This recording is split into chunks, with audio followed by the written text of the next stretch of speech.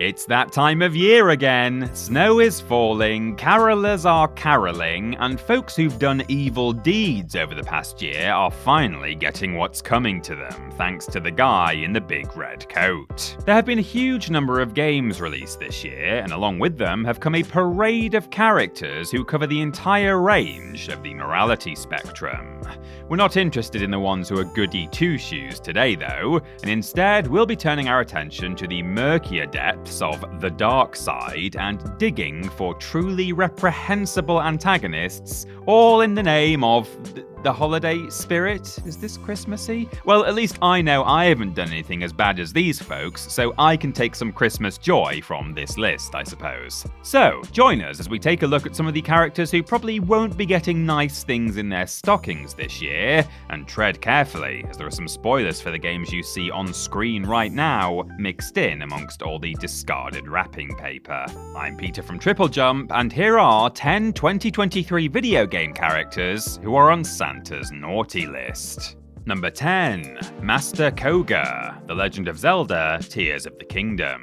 Let's address the pig man in the room first. Yes, Ganondorf is the big bad of the Zelda world, and he certainly won't ever be getting nice things from Santa, especially if Link has any say in the matter. But considering Ganondorf's been a serial menace for decades, it's likely he's on a special list of Santas that's dedicated exclusively to the world's recurring villains. Instead, we're looking at someone who's less iconic, but still an absolute pain in the series' green-garbed hero's backside, Master Koga. Players will first have encountered the leader of the Yiga clan in Breath of the Wild, after having stumbled across Koga in the group's hideout and accidentally alerting him to Link's Hero of the World status.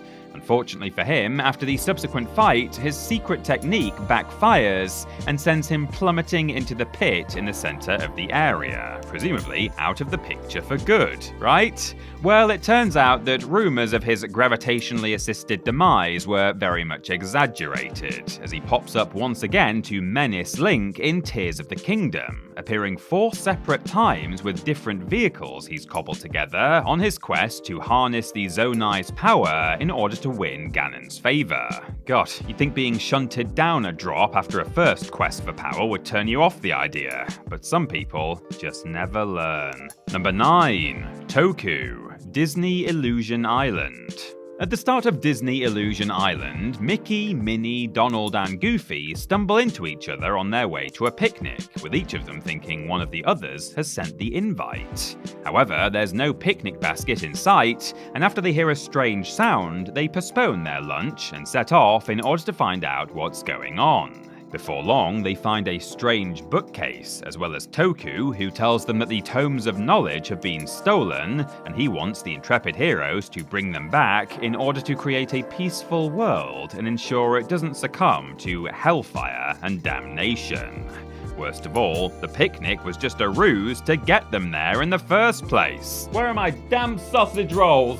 Unfortunately, once they've retrieved the 3 books, a portal is created and a 4th tome appears. The quartet learns that the creator of this newly discovered tome of history, Grayzar, eventually sought the power of the others and was banished for it, and that Toku was hoping to help him return. The lies don't stop there though, as after they found Grayzar and broken the spell on him, they learn that he was actually brainwashed by Toku and he's trying to control the island himself. God, I think someone will be getting a picnic basket full of coal come Christmas morn. Number 8. Kale Vanderlei, Hi-Fi Rush. Surprise hit Hi-Fi Rush follows Chai, a young man whose plans for cybernetic arm implants go wrong when his music player gets thrown into the machine, causing all the robot workers of Vanderlei Technologies to hunt him down, as he's been branded a defect. Chai's luck never really improves from there, and as he makes his way through the branching departments of the sprawling facility, he's met with all sorts of enemies and employees who are determined to keep him from spending any more time out of their control, including head honcho of the corporation, Cale Vanderlei, who stepped into the role of CEO after his mother left for health reasons. However, Cale didn't simply take over the company, but instead took over the company and created an AI known as Spectra to hack into their various cybernetic limbs and use them in an attempt to brainwash and control the public into purchasing things from Vanderlei Technologies. Typical CEO behavior, really. In addition to this, though, the technology he used wasn't even his in the first place, and the first person he mind-controlled was his own mother. Not exactly going to win any awards for compassion, is he? Number 7. The Tantas. Forspoken. No, despite the temptation, it's not the dialogue of this game that we're highlighting on this particular naughty list, although, let's be honest, a lot of it deserves to be raked over the coals. Instead, though, we're going for the less low-hanging fruit that is the Tantas, the matriarchs of Athea. At one point in time, these women were revered by the people, and each represented a specific trait of the kingdom which they were supposed to embody. However, once the break started, they all became hateful and malicious with no prior warning, and by the time that Frey is portaled in from modern-day New York City, they've turned into full-on tyrants. Each of them has gone through a transformation to evil, becoming the worst of the trait they were associated with, and using that to control and oppress the people that were in the area they've ruled over. For example, Tanta Prav, associated with justice, has essentially become judge, jury, and sadistic executioner. And the strongest of all, Tanta Sila, is a powerful despot who kills any who dare to oppose her. That's definitely worse than having cringy dialogue. But only just. Number 6. Yamauchi Yodo, Like a Dragon Ishin. It's fair to say that almost no one in any of the Like a Dragon games is a particularly stand-up individual, as almost all of them are involved in Yakuza happenings in one way or another, and mafias aren't usually associated with hospitality and kindness. Some of the characters really take their unpleasant personas to the extreme though, and one of these in this year's Like a Dragon Ishin is Yamauchi Yodo. This aristocratic antagonist is the daimyo or feudal lord of the Tosa domain, and will do absolutely anything in order to bolster his own position and wealth. This isn't just a goal he has on a personal level either, as his ultimate plan is to ensure that his domain becomes the most powerful and influential in all of Japan. In general, this makes him not a very nice guy to be around, but his desire for power is so great that he's even willing to help turn the whole of Japan into a British colony, as long as he's instated as the figurehead ruler. By the end of the game, he's betrayed his country and his supposed allies, and even when he's been found out, he tries to weasel his way out of it by saying he's the only one strong enough to be ruler. Oh, coal. So much coal. Anything associated with British colonialism is difficult to justify to Father Christmas. Number 5. Bode Akuna, Star Wars Jedi Survivor. One of the very first people that players meet when they start Star Wars Jedi Survivor is Bode Akuna, a mercenary who's helping Cal with a job on Coruscant, and he seems to be a reliable ally to have, saving Cal on several occasions and traveling with him for a while. After all of this time spent together though, Bode finally shows his true colours after Cal has located the compass, hoping he'll be able to convince him to check out the hidden planet, just the two of them, instead of getting anyone else involved. Unfortunately, for many of the group as it turns out, Cal decides it's better off to pass off the knowledge to the hidden path. As it turns out though, Bode has actually been a spy the whole time, and because of this one conversation, he decides to betray the group, calling in the Inquisitors and even big bad Darth Vader himself, leading to the deaths of many. Bode then abandons everyone in order to track down the planet for himself and re-establish life there, along with his young daughter, Carter. Now, I understand that family is important, but having a whole planet to yourself and allowing dozens of people to die thanks to your betrayal, well, that's all a bit selfish, isn't it? Number 4. Annabelle Rosfield, Final Fantasy XVI.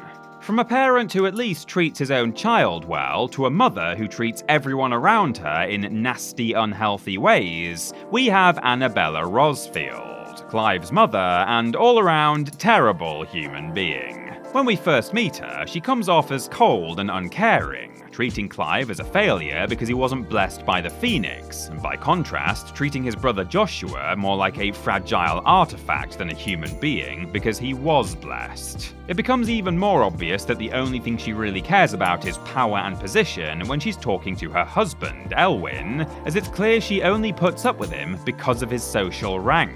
In our eyes, this is more than enough to be put in our bad graces, but she somehow gets worse. Way worse. After tragedy strikes at Phoenix Gate, with Elwyn dead, Joshua presumed dead, and failure Clive still alive, she resigns her sole remaining family member to a life of slavery.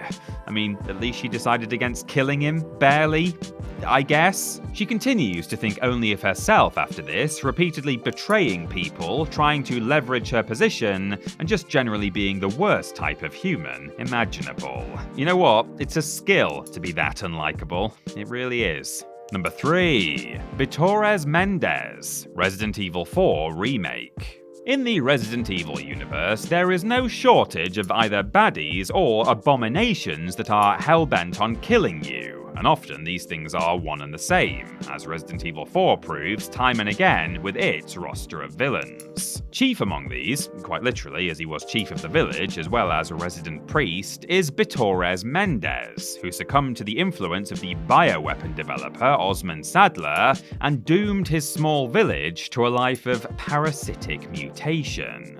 The very first thing that this horrible cloaked menace does is throw Leon across the room and then inject him with the Plagas parasite, establishing quite early on that he's not friendly. He continues to pop up on occasion as Leon explores the village and surrounding areas, whether it's to stand menacingly in the way or try and re-kidnap Ashley, proving that he's just as much of a pain in the bum as he looks. He also tends to say as many horribly menacing things as he does, too, because, hey, you might as well lean into it, right? The least endearing thing about him, though, has to be his propensity for turning into a horrible mutated centipede-human hybrid thing. Thankfully, though, Leon is able to put an end to that, and so, actually, maybe he won't be on either Christmas list this year. Oh dear. Number 2. Gris, Fire Emblem Engage. As with most JRPGs, the world in Fire Emblem Engage is a turbulent one, full of magic, magical beings, and people who are trying to use both of these things in order to further their own cause. One of these folks is Gris, a member of the Four Hounds, a group who's devoted themselves to the Fell Dragon who was sealed away 1,000 years ago. Their main goal is to ensure that he gets set free, and considering that he's an evil dragon who's devoted only to himself and his own goals and doesn't care who he hurts in the process, including his own family members, it's safe to say that this would be a bad thing were it to happen. This alone doesn't seem to be enough though, and Gris is more than happy to bring about suffering of his own accord. He's known for being particularly brutal and has a passion for violence and pain, even preferring to be rewarded with brutal punishments instead of praise. That makes things tricky. If he's so devoted to nastiness and bloodshed and bad things, he'd probably like to be on the naughty list. Didn't really think this one through, did we? And number 1, Orin the Red, Baldur's Gate 3. Since it's based in the world of Dungeons & Dragons, there are many, many villains in Baldur's Gate 3, including the player character themselves, if that's how you want to play the game. There are so many shades of moral grey and so many different ways to go about your journey that loads of characters in the game could turn bad, given the right or wrong skill check. But the worst of the bunch has to be Orin the Red. A follower and direct offspring of Baal, the Lord of Murder, Orin is a changeling, meaning she can not only take on the appearance of any humanoid she wishes, but can do so well enough to trick even their closest companions, which is worrying, to say the very least. That's not even close to the worst thing about her, though, as she's considered one of the most bloodthirsty people ever, and her sheer enjoyment of the chaos and mayhem of wanton killing surprises even others who follow Baal, who, I remind you, is dedicated to that type of thing. If even your bad buddies think you're evil, then you really are the epitome of naughty. I think Santa's gonna have to open a whole mine to have enough coal for you this year, Orin.